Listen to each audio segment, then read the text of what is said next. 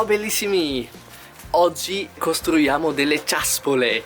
Questo perché è da tutto l'inverno che mi invitano a fare ciaspolate, poi saltano per un motivo o per l'altro, tra cui molto spesso il Covid. Ma ogni volta penso, ok, devo andare a noleggiarle. Perché non ne costruisco un paio per me stesso, magari con dei materiali di riciclo, quindi cose che non utilizzo più? E quindi oggi ci proviamo.